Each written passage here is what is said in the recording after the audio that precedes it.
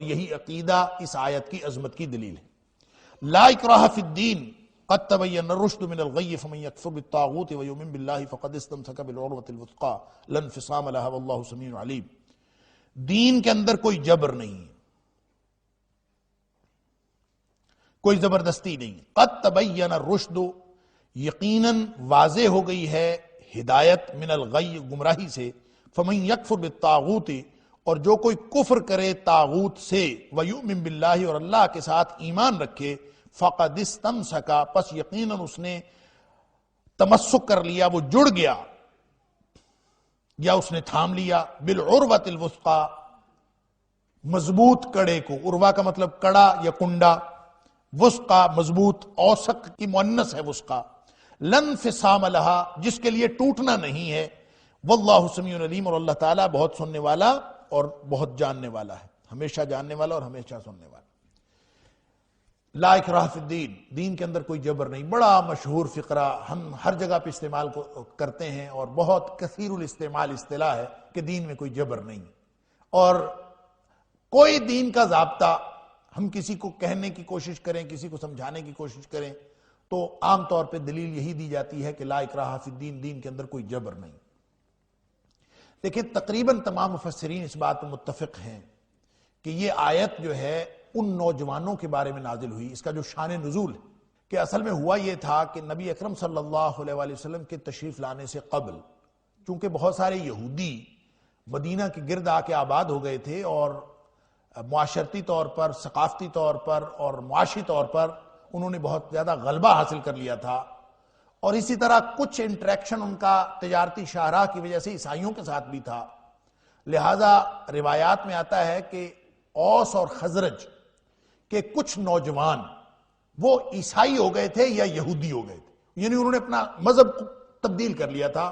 وہ جو روایتی ان کا مشرکین مکہ والا جو اپنے آپ کو دین ابراہیمی کے پیروکار کہتے تھے، جس طرح مشرکین مکہ، اسی طرح اوس اور خزرج بھی انہی میں سے تھے، وہ دین ابراہیمی کے پیروکار اپنے آپ کو کہتے تھے، لیکن حقیقت میں سارے کے سارے مشرک قبائل تھے۔ ان کے کچھ نوجوانوں نے اپنا دین تبدیل کر کے انہوں نے عیسائیت یا یہودیت قبول کر لی تھی۔ بعد ازاں جب نبی اکرم صلی اللہ علیہ وسلم تشریف لائے، مدینہ تشریف لائے، تو اوس اور خزرج نے اسلام قبول کر لیا۔ تو انہوں نے یہ چاہا کہ ان کے جو نوجوان جو یہودی یا عیسائی بن گئے ہیں وہ بھی اسلام قبول کر لیں، اور ان کو اسلام قبول کروانے کے لیے انہوں نے زبردستی کرنا چاہی۔ اس موقع پر یہ آیت اتری، لا اکراہ فی الدین، کہ دین کو اس طرح سے کسی کے اوپر زبردستی مسلط نہ کرو۔ کوئی اگر نہیں اسلام قبول کرنا چاہتا تو وہ نہ کرے، لہٰذا دین کو زبردستی مسلط نہیں کرنا، یہ اکراہ کا مطلب یہ ہے۔ اکراہ کا مطلب یہ نہیں ہے کہ دین کی پابندیاں نہیں لگانی۔ ایک معاملہ ہے دین کے اندر آنے یا نہ آنے کا، اس کے اوپر اسلام کوئی پابندی عائد نہیں کرتا۔ کوئی شخص اگر دین قبول کرنا چاہتا ہے کرے، نہیں کرنا چاہتا نہ کرے، یہی معنی ہے، بس رہ گئی باقی تفصیلات۔ تو جب وہ کوئی شخص دین قبول کر لیتا ہے ایک دفعہ، اسلام کے ضابطے سخت ہیں، اسلام جو ہے وہ اپنے قوانین کے اعتبار سے یا اپنی سزاؤں کے اعتبار سے یا اعمال کے نتائج کے اعتبار سے کس قدر سختی رکھتا ہے، یہ اسلام کا اپنا خاصہ ہے، اپنا امتیاز ہے۔ کسی کو اگر وہ ڈسپلن پسند ہے اسلام کا تو وہ قبول کر لے، اور جس کو اسلام کا ڈسپلن پسند نہیں ہے وہ نہ قبول کرے، لیکن اگر وہ قبول کر لے گا تو پھر اس کے بعد اس کے پاس یہ اختیار نہیں ہے، پک اینڈ چوز کا اختیار ختم ہو جاتا ہے۔ ادخلوا فی السلم کافہ، پھر وہ اسلام میں پورے کا پورا داخل ہو، اس لیے کہ اب اگر وہ کہے کہ میں کچھ اسلام قبول کروں اور کچھ نہ کروں تو اب اس کے پاس کوئی اختیار نہیں ہے۔ لا اکراہ فی الدین تھا دین قبول کرنے یا نہ کرنے کے اعتبار سے۔ لوگ کہتے ہیں جی ایک طرف تو لا اکراہ فی الدین ہے، اور دوسری طرف یہ کہا جاتا ہے کہ مرتد جو شخص اسلام قبول کر کے چھوڑ جاتا ہے تو اس کو پکڑ کے قتل کر دو، مرتد کی سزا قتل۔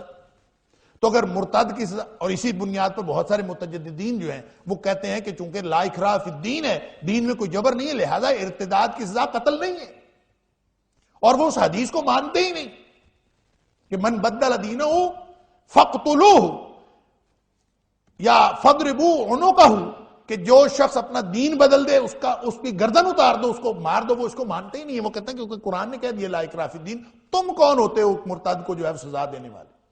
تو بات اصل میں یہ ہے کہ دین کو قبول کرنے یا نہ کرنے کے بارے میں تو اختیار ہے، آپ نہ قبول کریں، لیکن دین قبول کرنے کے بعد دین کے ضابطوں پر عمل کرنا ضروری ہوگا. اب اگر کوئی شخص کہے کہ میرے بنیادی حق پر ضرب پڑتی ہے، بنیادی انسانی حقوق پر ضرب پڑتی ہے، مجھے چوری نہیں کرنے دی جاتی، مجھے ڈاکہ نہیں مارنے دیا جاتا، مجھے اپنی مرضی سے زندگی گزارنے کی اجازت نہیں ہے، تو ہاں جب وہ چوری کرے گا تو اجازت نہیں ہے، جب وہ ڈاکہ مارے گا تو اجازت نہیں ہے، سزا تو ملے گی. اس کا بنیادی حق لمیٹڈ ہے، وہ حق وہ استعمال کر سکتا ہے لیکن وہ ہر بات میں حق استعمال نہیں کر سکتا. جس طرح جرائم کی سزائیں ہیں اسی طرح ایک جرم ہے اسلام کے ڈسپلن کی خلاف ورزی کرنا. جس شخص کو یہ معلوم ہے کہ میں اگر اسلام میں آ جاؤں گا تو مجھے اس ڈسپلن کی پابندی کرنا پڑے گی، پھر بھی وہ اسلام قبول کرتا ہے تو موسٹ ویلکم، وہ اسلام قبول کر لے. لیکن اگر وہ نہیں کرنا چاہتا، وہ کہتا ہے کہ یہ بہت مشکل دین ہے، یہ پابندیوں کا دین ہے، میں اسلام قبول نہیں کرتا، تو وہ نہ کرے. لیکن اگر وہ قبول کر لے گا، میں ایک مثال اکثر دیا کرتا ہوں کہ اگر کوئی شخص کسی فٹ بال ٹیم کو جوائن کرنا چاہتا ہے اور وہ اپنی مرضی سے جوائن کرے یا نہ کرے، اس کے پاس اختیار ہے، لیکن جب وہ جوائن کر لیتا ہے تو اس کے اوپر پابندی ہے کہ اب اس نے گول دوسری ٹیم کو ہی کرنا ہے. اب وہ اپنی ٹیم کو گول نہیں کر سکتا.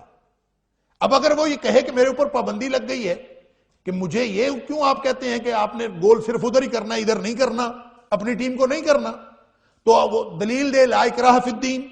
لا اکراہ اس معاملے میں تھی کہ تمہارے اوپر کوئی پابندی نہیں تھی کہ تم اس ٹیم کو جوائن کرو چاہے نہ کرو، لیکن اگر تم نے کر لی تو اب تمہیں اس ضابطے کی پابندی کرنی پڑے گی جو ضابطہ اس ٹیم کا ہے. اب اگر تم یہ سمجھو کہ میں تو اپنی ٹیم کو گول کروں، میں اس کو کروں، میں جو مرضی کروں، تو جو مرضی تم نہیں کر سکتے. اس لیے اسلام نے ایک ڈسپلن بنایا ہے، اور جہاں کہیں وہ مکمل اسلام کا ڈسپلن موجود ہے تو اسلام کا ڈسپلن صرف نمازیں پڑھنا نہیں ہے، اسلام کا ڈسپلن پورا ریاستی ڈھانچہ ہے. اور جب اگر پورا ریاستی ڈھانچہ اسلام کے مطابق ہو اور کوئی بھی شخص اس کی خلاف ورزی کرے اور اس کے خلاف بغاوت کرے تو بغاوت پہ تو پوری دنیا کی تمام جمہوری اقوام بھی اور جدید ترین جو ماڈرن ریاستیں ہیں وہ بھی اس بات کے قائل ہیں کہ جو ریاست کے خلاف بغاوت ہوتی ہے اس کی سزا تو قتل ہے، ہر جگہ پہ ہے. تو پھر اسلام کی سزائے ارتداد جو ہے اس کے اوپر کیوں اعتراض ہے؟ اسلام کی سزا بھی سزائے ارتداد بالکل جینون ہے، اور وہ نیچرل ہے کہ جب آپ اس ریاستی ڈھانچے کے خلاف، جو اسلام کا ریاستی ڈھانچہ ہے، اس ڈسپلن کے خلاف آپ خلاف ورزی کریں گے اور اٹھیں گے، بغاوت کریں گے، تو اس کی سزا وہ ہوگی جو اسلام نے رکھی ہے. یہاں تو چھوٹی چھوٹی چیزیں دیکھیں، اسلام آپ نے قبول کر لیا. نبی اکرم صلی اللہ علیہ وسلم نے فرمایا کہ جب 7 سال کا بچہ ہو جائے تو اس کو نماز کا حکم دینا، اور اگر 10 سال کا ہو کے بھی نماز نہ پڑھے فَضْرِبُوهُ، اسی وقت سے ڈنڈا شروع ہو جائے گا. تو یہ پابندیاں ہیں. ایسا نہیں ہے پھر وہ کہے کہ لا اکراہ فی الدین، بچہ کہے ابا جی آپ نے قرآن نہیں پڑھا، لا اکراہ فی الدین، نماز پڑھنے کے لیے ڈنڈا استعمال نہ کرو، یہ نہیں ہے اس کا معنی. وہاں ڈنڈا استعمال کرنا پڑے گا. بلکہ وہ کسی شاعر کا قول ہے کہ 4 کتاباں عرشوں آئیاں، 5واں آیا ڈنڈا. یعنی کتاب 4 کتاباں عرشوں آئیاں، 5واں آیا ڈنڈا، ڈنڈے باجوں بھجدا نہیں بے دینہ دا کنڈا. یعنی اس کے بغیر مسئلہ حل نہیں ہوتا. اس لیے اسلام نے حق و باطل کی جب کبھی کشمکش ہوتی ہے اس میں جہاد کو رکھا ہے. جو بھی قوتیں اسلام کو دبانے کی کوشش کرتی ہیں، کوئی بھی فیکٹر جو اسلام کے جو پالیسی ہے امن کی اس کو تباہ کرنے کی کوشش کرتی ہیں، اسلام کہتا ہے ادارہ جہاد حرکت میں آ جائے. اب حق و باطل کا ٹکراؤ ہوگا. قاتلوا فی سبیل اللہ الذین یقاتلونکم، جو تم سے لڑتے ہیں ان کے خلاف لڑو.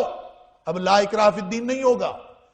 اذن للذین یقاتلون بانہم ظلموا، جہاں ظلم ہوتا ہے وہاں اٹھ کے لڑو ظلم کے خلاف. اب لا اکراہ فی الدین نہیں ہے. اور پھر یہ بھی کہا کہ اگر تمہارے اوپر ظلم نہیں ہوا، تم سے کوئی نہیں لڑا، قریبی بستی پر ظلم ہو رہا ہے، تو پھر تم ان کے خلاف لڑو. جیسے سورہ نساء میں کہا کیوں نہیں لڑتے تم اللہ کے راستے، کہ جب قریبی بستی کے اندر بچے، عورتیں اور مرد بیچارے مظلوم وہ چیخ چیخ کے اور شور مچا کے کہہ رہے ہیں کہ ربنا اخرجنا من هذه القرية الظالم اهلها، کہ اللہ ہمیں اس بستی سے نکال، اس بستی کے لوگ ظالم ہو گئے۔ تو یہ وہاں اب یہ لا اکراہ فی الدین نہیں اپلائی ہوگا۔ لا اکراہ فی الدین کا تعلق صرف اور صرف ہے تو یہ خاص اس کا سبب نزول وہ نوجوان، لیکن یہ اپنے مفہوم کے اعتبار سے عام ہے اور یہ قیامت تک کے لیے ہے۔ کوئی شخص اسلام قبول کرنا چاہتا ہے کرے، نہ کرنا چاہے نہ کرے۔ اسلام کبھی بھی زبردستی کسی کے اوپر مسلط نہ کیا جا سکتا ہے اور نہ تاریخ میں کبھی کیا گیا۔ کبھی مسلمانوں نے ایسی کوشش نہیں کی کہ لوگوں کو جو ہے وہ زبردستی مسلمان بنایا جائے۔ حتیٰ کہ تاریخ کے اندر ایسی مثالیں تو آپ کو ملیں گی کہ مسلمانوں نے شہر فتح کیے اور لوگوں کو ان کو مذہبی آزادی دی، اور اسلام مذہبی آزادی دیتا ہے۔ ان کو آزادی دی تو عیسائی، شام کے عیسائی جب جنگ یرموک ہونے لگی تو سارے لوگ سارے علاقوں سے، حضرت ابوبکر صدیق رضی اللہ تعالیٰ نے حکم دیا کہ ساری فوجیں جو ہیں وہ علاقوں سے ودرا کر کے سارے یرموک کے کنارے آ کے لڑیں ان کے خلاف، کیونکہ بہت بڑی فوج آ گئی تھی مقابلے میں رومیوں کی۔ تو جب اس وقت علاقے چھوڑے حضرت ابو عبیدہ بن جراح رضی اللہ تعالیٰ نے اور مختلف لوگوں نے، تو عیسائی عوام جو تھے وہ رو رو کے دعائیں کر رہے تھے۔ مقابلہ ان کا عیسائیوں کے ساتھ تھا، مسلمانوں کا۔ عوام بھی عیسائی تھے اور وہ رو رو کے دعائیں کر رہے تھے کہ اللہ انہی حکمرانوں کو واپس لانا۔ وہ علاقے چھوڑ رہے تھے۔ اور تاریخ میں ہم یہ دیکھتے ہیں کہ یہودی ہوں، عیسائی ہوں، ہندو ہوں، وہی ہیں جنہوں نے ہمیشہ جبری لوگوں کا دین تبدیل کیے ہیں۔ اسلام نہ کبھی دین تبدیل کرتا ہے جبرن، نہ کبھی اس پر یقین رکھتا ہے اور نہ اس کو پالیسی رکھتا ہے۔ اسلام کی پالیسی یہی ہے اور وہ ہے لا اکراہ فی الدین۔ مولانا عبد المالک مجاہد دارالسلام والے وہ ایک واقعہ سناتے ہیں انڈونیشیا کا، غالباً انڈونیشیا کے اندر بہت سارے مسلمان ہیں اور وہاں پہ معاشی حالات اتنے اچھے نہیں، تو انہی معاشی حالات کو ایکسپلائٹ کرتے ہوئے یا کوئی بھی صورتحال جو ہے اس کو ایکسپلائٹ کرتے ہوئے ہمیشہ دوسرے ادیان کے لوگوں نے مسلمانوں کو جبری دین تبدیل کرنے کے اوپر مجبور کیا ہے۔ ہماری اپنی ایک میری چچا زاد بہن کا واقعہ ہے کہ یہ ایک مشنری ہاسپٹل کے اندر ان کی، یہ ایک کرسچن ہاسپٹل کے اندر ان کی ڈیلیوری کا کیس تھا۔ انہوں نے خود مجھے بتایا، انہوں نے کہتے ہیں این اس وقت، اب جب ظاہر ہے خاتون کا جو ڈیلیوری کیس ہوتا ہے وہ جو وقت ہوتا ہے وہ کتنا کڑا وقت اس کے اوپر ہوتا ہے، تو این اس وقت جس وقت ڈیلیوری کیس بالکل تیار تھا اور خاتون بیچاری انتہائی کرب میں تھی، تو وہ کہتے ہیں کہ نرسیں ساری میرے ارد گرد آ کے کھڑی ہو گئی اور انہوں نے مجھے کہا کہ ہم یسوع مسیح سے دعا کرتے ہیں تم بھی دعا کرو اور یسوع مسیح جو ہے وہ تمہاری یہ مصیبت دور کرے۔ این اس وقت تو یہ لا اکراہ فی الدین، اسلام تو اس کو مانتا ہے، وہی ہیں جو نہیں مانتے۔ تو مولانا عبد المالک مجاہد بتاتے ہیں کہ وہاں عیسائی مشنریوں نے کام کیا، لوگوں کو مراعات دیں اور مراعات دے کے ان کو اسلام سے برگشتہ کیا اور عیسائیت قبول کرنے پر مجبور کیا، اور لوگوں نے عیسائیت قبول کر لی۔ اور بہت بڑا ایک خطہ جو تھا، کوئی گاؤں تھا پورا کا پورا، جو وہ بیچارے غریب لوگ تھے، ان کو عیسائیوں نے جا کے مالی ترغیبات دیں اور اس ترغیبات کی وجہ سے ان لوگوں نے اسلام کو چھوڑ دیا، عیسائیت قبول کر۔ پھر انہوں نے اپنے بڑے پوپ کو بلایا سیلیبریٹ کرنے کے لیے کہ سب لوگ عیسائی ہو گئے ہیں، تو خوشی منانے کے لیے، جشن منانے کے لیے انہوں نے منایا اور بلایا، ایک تقریب منعقد کی۔ اور جب وہ تقریب منعقد ہو رہی تھی اور وہ پوپ نے تقریر کی اور بڑی خوشی کا اظہار کیا کہ آپ لوگوں نے عیسائیت قبول کر لی ہے، تو بڑا اچھا ہوا، تو ایک آپ کو اگر کوئی مزید کسی چیز کی ضرورت ہو تو مجھے بتائیں۔ تو کہتے ہیں کہ محفل میں سے ایک آدمی اٹھ کے کھڑا ہوا، انہی جو نووارد عیسائی تھے انہی میں سے ایک شخص اٹھا اور اس نے کہا جی آپ نے ہمیں واقعی بہت خدمت کی ہے، ہمیں بہت ساری ترغیبات دی ہیں، بس ایک ہماری ضرورت ہے، ہماری ایک خواہش ہے، وہ پوری کر دیجیے۔ انہوں نے کہا جی کیا خواہش ہے؟ انہوں نے کہا جی ہمیں حج کرنے کی خواہش ہے، ہمیں ٹکٹ چاہیے مکے مدینے کے، ہمیں آپ ٹکٹ بھی دے دیں تاکہ ہم حج کر آئیں، عیسائی ہم ہو گئے۔ تو جبری جو لوگوں کے دلوں کے اندر اسلام ہے، آپ لوگوں کو عیسائی بناتے ہیں مالی معاملات دے کے اور مالی ترغیبات کے ذریعے سے، تو یہ وتیرہ ہمیشہ دوسرے ادیان کا رہا ہے، اسلام کا کبھی نہیں رہا۔ اور اسلام جب پالیسی کا اعلان کرتا ہے لا اکراہ فی الدین، تو گئے گزرے مسلمان بھی ہوں، پوری تاریخ کے اندر کبھی مسلمانوں نے لوگوں کو جبری مسلمان نہیں بنایا، اور نہ ہم اس بات پر یقین رکھتے۔ اسلام کی پالیسی قرآن میں بھی واضح ہے، ڈنڈے میں بھی واضح ہے، کتاب میں بھی واضح ہے، ڈنڈے میں بھی واضح ہے۔ ہم تو وہ دین رکھتے ہیں کہ علی مرتضیٰ رضی اللہ تعالی عنہ این جہاد کے دوران، این جنگ کے دوران کسی شخص کے اوپر وار کرنے لگے ہیں، اس نے آگے سے منہ پہ تھوک دیا تو فوراً تلوار پیچھے کھینچ لی. اس لیے کھینچ لی، وہ حیران ہو گیا کہ تم تو مارنے لگے تھے. تو کہا تمہیں میں مارنے لگا تھا تو اللہ کے لیے مارنے لگا تھا، میرا ذاتی کوئی رنج نہیں ہے تیرے ساتھ. اور جب تم نے مجھے میرے منہ پر تھوکا تو مجھے اپنے بارے میں دل میں تکلیف ہوئی، اور اس میں میری ذاتی وجہ شامل ہو گئی تجھے مارنے کے لیے. تو میں تو ذاتی وجہ سے تجھے مار ہی نہیں رہا تھا، لہذا میں نے تلوار کھینچ لی کہ کہیں قیامت کے دن اللہ تعالیٰ مجھے یہ نہ کہہ دے کہ تو نے تو اپنی وجہ سے مارا تھا، اس لیے میں نے کھینچ لیا. لہذا یہاں لا اکراہ فی الدین کا جو صحیح ٹرو سپرٹ آپ دیکھتے ہیں، آپ اپنی مرضی سے جتنی مرضی انٹرپریٹیشن کرتے رہیں، اللہ کے فضل سے ہماری شاندار درخشاں تاریخ ہے اور ہم اس کے اوپر پوری دنیا کے ساتھ ڈیبیٹ کر سکتے ہیں. اصل میں ہمارے ساتھ پتہ ہے کیا جو المیہ ہوتا ہے اور ہمارے ساتھ جو کھیل کھیلا جاتا ہے وہ کیا ہے، جس میں ہم بھی ڈیفینسو ہو جاتے ہیں؟ وہ یہ ہے کہ عیسائیت کی تعلیمات جن کو امن کی تعلیمات کہا جاتا ہے، یہودیت کی تعلیمات جن کو امن کی تعلیمات کہا جاتا ہے، اس کا موازنہ کرتے ہیں اسلام کی تاریخ سے. اسلام کی تاریخ سے وہ چیزیں نکال کے جو لڑائیوں کی باتیں ہیں، جو خونریزی کی باتیں ہیں، جو جہاں پہ ان اصولوں کی پابندی نہیں کی گئی، ایسی چیزیں وہاں سے نکال کے اس تاریخ سے، ہماری تاریخ سے تقابل کیا جاتا ہے عیسائیت کی بالخصوص تعلیمات کا. تو بات یہ ہے کہ آپ نے عیسائیت کی تعلیمات کا تقابل کرنا ہے تو قرآن کے ساتھ کریں نا، قرآن کے ساتھ تقابل کریں. اور اگر تاریخ کے ساتھ تقابل کرنا ہے تو پھر اپنی تاریخ کے ساتھ کریں. جب آپ اپنی تاریخ کے ساتھ ہماری تاریخ کا مقابلہ کریں گے تو آپ کو نظر آئے گا کہ اللہ کے فضل سے ہماری تاریخ بھی بڑی شاندار ہے. ہماری تاریخ کے اندر وہ جو تاثر، منفی تاثر آپ نے لیا ہوا ہے، وہ تاثر سارا ختم ہو جائے گا. ذرا اپنی تاریخ کو دیکھیں نا، اس کو بھی کھنگال کے دیکھیں. آپ کو ہمارے اندر گروپ بندی نظر آتی ہے، آپ اپنے گروپ تو دیکھیں، آپ اپنی دشمنیاں تو دیکھیں. آپ کو ہمیں قرآن کہتا ہے فَأَغْرَيْنَا بَيْنَهُمُ الْعَدَاوَةَ وَالْبَغْضَاءَ إِلَى يَوْمِ الْقِيَامَةِ. قرآن کہتا ہے ہم نے ان کے دلوں میں ایک دوسرے کے خلاف قلبی دشمنی اور ظاہری دشمنی، دونوں قسم کی دشمنی ڈال دی، اور قیامت تک کے لیے دشمنی. اب یہ دشمنی ان کے درمیان ہے، وہ آپس میں ایک دوسرے کے دشمن ہیں، یہودی عیسائیوں کے دشمن، عیسائی یہودیوں کے دشمن، اور پھر عیسائی آپس میں ایک دوسرے کے دشمن. کیتھولکس کی اور پروٹیسٹنٹس کی لڑائیاں نہیں ہیں، ہزار قسم کے ان کے اندر چرچ ہیں، سب کچھ نہیں ہے، یہ ان کی تاریخ ہے.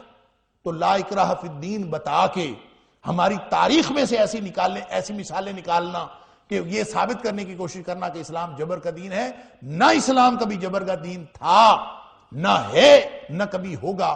جبر کیا ہے تو آپ نے کیا ہے، دشمنیاں ہیں تو آپ کی ہیں، اور بغض ہے تو آپ کا ہے. اور وہ اسلام کے خلاف بھی تم نے ایک دشمنی نکالی ہوئی ہے، الکفر ملت واحدہ، وگرنہ آپس میں سب ایک دوسرے کے دشمن. میں ایک واقعہ اکثر بیان کرتا ہوں، شاید آپ کو بھی پہلے سنایا ہوگا، کہ میں اسکاٹ لینڈ میں ایک جھیل کی سیر کرنے کے لیے ایک دفعہ ہم گئے، تو وہاں ایک آدمی اسکاٹش لباس میں، روایتی لباس پہن کے کھڑا ہوا تھا، اور اس کے ہاتھ میں ایک ڈنڈا سا تھا، ایک عجیب ویپن پرانے زمانے کا، اور اس کے آگے برچھا لگا ہوا، اور برچھے کا بھی 2-3 پھل عجیب و غریب قسم کے. تو میں نے وہ دیکھا، اس نے اسکاٹش وہ جو ٹارٹن جو ان کا خاص کپڑا ہوتا ہے وہ پہن کے، وہ اسکاٹش لباس پہن کے کھڑا ہوا تھا. تو وہ خیر کھڑا تو تھا، لوگوں سے مانگنے کے لیے کھڑا تھا، لوگ اس کو پینی 2 پینی پاؤنڈ وغیرہ دے رہے تھے. میں نے اس سے پوچھا کہ یہ تمہارے ہاتھ میں کیا ہے؟ تو اس نے اپنا ایکسپلین کرنے کی کوشش کی کہ یہ ویپن ہے، ہم اس کو، میں نے کہا کیسے کرتے ہیں؟ کہتے ہیں دشمن کو پہلے یوں مارتے ہیں، پھر یوں کرتے ہیں، پھر یوں کرتے ہیں. اس نے باقاعدہ مجھے ڈیمونسٹریٹ کر کے بتایا، اور وہ آگے یوں کر کے ایک بنا ہوا تھا بڑا عجیب و غریب. میں نے کہا اس کو کیا کرتے ہیں؟ کہتا جی پہلے اس کو یوں مارتے ہیں یہ کر کے، پھر بالآخر اس کے یہ یہاں رکھ کے نا اس کے، تو یہ یہاں اوپر اٹھا دیتے ہیں اس کو، وہ پوری ڈانگ سی اس کے پیچھے پکڑی. تو میں نے کہا کس کو کرتے ہیں؟ تو مجھے ادھر ادھر دیکھ کے نا، تو چونکہ وہ اسکاٹش تھا، اسکاٹ لینڈ کا تھا، تو ادھر ادھر دیکھ کے نا تو میرے کان میں کہتا ہے بلڈی انگلش، یعنی انگلینڈ والوں کو ہم یہ کرتے ہیں. ایک طرف انگلینڈ، ہم تو سمجھتے ہیں انگریز سارے انگریز ہیں، ہم سمجھتے ہیں عیسائی سارے عیسائی ہیں.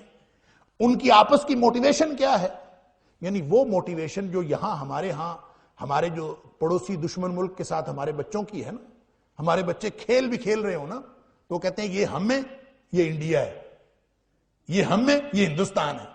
وہ جو موٹیویشن ہے شروع سے لڑائی کی، تو وہ ان کی موٹیویشن کیا ہے کہ یہ ہم ہیں اور یہ دوسرے ہیں، وہ چاہے انگلش ہیں، چاہے وہ کوئی دوسرے چرچ کے لوگ ہیں۔ لہٰذا کیتھولکس کی ہوں یا پروٹیسٹنٹس کی لڑائیاں ہوں یا سکاٹش اور انگلش کی لڑائیاں ہوں یا ویلش کی اور ان کے آپس کی لڑائیاں ہوں، یہ ساری کی ساری وہی قرآن کی اس بیان کی تصدیق کرتی ہیں کہ فَأَغْرَيْنَا بَيْنَهُمُ الْعَدَاوَةَ وَالْبَغْضَاءَ إِلَى يَوْمِ الْقِيَامَةِ، کہ ان کے اندر ہمیشہ کی دشمنی موجود ہے، وہ چھپی ہوئی ہے۔ اس کی وجہ یہ ہے کہ وہ سارے اسلام کے خلاف اکٹھے ہیں۔ جب وہ اسلام کے خلاف اکٹھے ہوتے ہیں تو الکفر ملت واحدہ، وہ سب تمہیں ایک لگتے ہیں، حالانکہ ان کی آپس کی لڑائیاں بے شمار۔ لا اکراہ فی الدین، اللہ کے فضل سے، اللہ کی رحمت سے اسلام کا ترہ امتیاز ہے، اور یہ تاریخ میں بھی رہا ہے، آج بھی ہے اور ہمیشہ رہے گا۔ لیکن کوئی شخص یہ نہ کہے کہ وہ مسلمان ہونے کے باوجود اور اسلام کا دعویٰ کرنے کے باوجود پھر وہ اپنی مرضی کی زندگی گزارے، پھر کوئی ایسا قانون، ایسی پالیسی نہیں ہے۔ اب تو 10 سال کا بچہ ہوگا تو ڈنڈا چلے گا، نماز نہیں پڑھتا۔ اب اگر کوئی شخص ان پابندیوں کو قبول نہیں کرتا، اب اس نے اگر اسلام کو قبول کیا ہے تو گویا اس ڈسپلن کو قبول کیا ہے جو اسلام کسی انسان کے اوپر عائد کرتا ہے۔